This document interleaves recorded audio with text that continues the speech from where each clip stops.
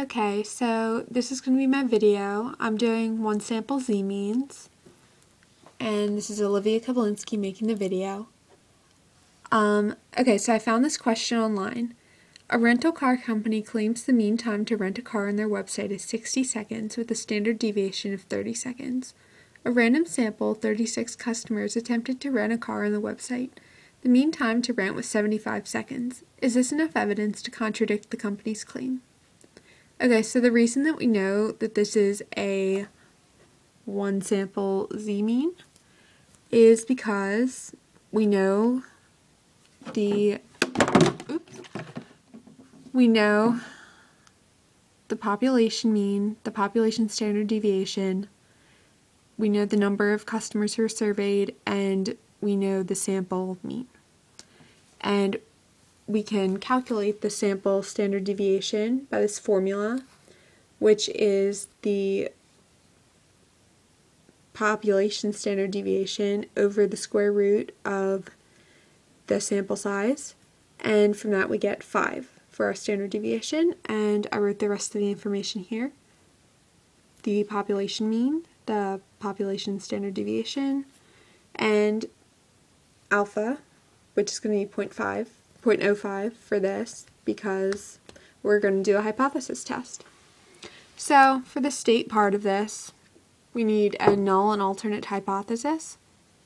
So for the null hypothesis, we're going to have it be that U, the population mean, is going to be equal to 60. And this is what we are disputing because we need to test whether or not the company's claim is accurate, whether there's enough evidence. So our alternate hypothesis is going to be that the true population mean is greater than 60 seconds because in the sample they got 75 seconds, which is greater than 60 seconds. So now that we've stated everything, we can now go into assumptions for this test.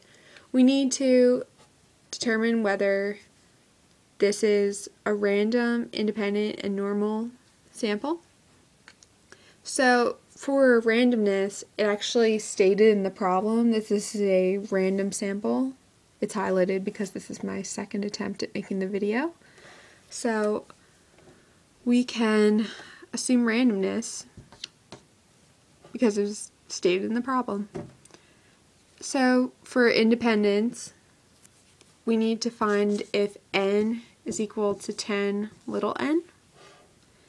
And for that problem, we would need to find what 10 times 36 is, because 36 is the size of our sample, and that is 360. So if we can assume that there are more than 360 customers for this rental car company, then we can assume that it's independent, because it's plausible to assume that there are more than 360 customers for this company, because otherwise they probably wouldn't be able to financially support themselves. So in order to assume an approximately normal distribution, we can look at the CLT, the central limit theorem. Since we have greater than 30 for our sample size, we can assume that the results are going to be approximately normal. So we can say that all our assumptions are met. So now we're going to actually do the hypothesis test. And like I said before, this is a one sample z-test for means. So that's the type of test that this is.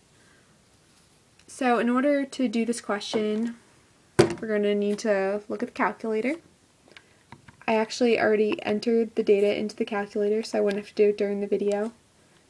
And you can see we have our population mean, population standard deviation, our sample mean, the population size, or sample size, I mean. And we're saying that we want to find the probability that the true mean is greater, or no, we're trying to find that which means greater than 60. So we are going to draw so we can see a chart of the data.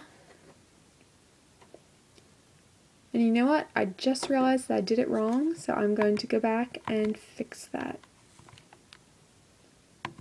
Instead, I'm going to put it on that because I'm a little bit dyslexic and I messed up.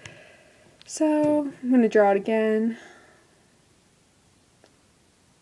That is our normal z-curve. And you can see that we got a pretty high z-value. It's 3. And our p-value is 0.013. And we're going to color a little bit down here, even though it's hard to see on the calculator graph, because we know that in the third standard deviation, z equals 3. So to conclude, since the p-value does not meet the 0.05 level, we can assume that we're going to reject the null hypothesis because there is a 0.0013 chance that the company's claim is correct based on our null and alternate hypothesis. So we can say that there is sufficient evidence to reject the null hypothesis at the 5% level. And that's about it. I hope the video was good.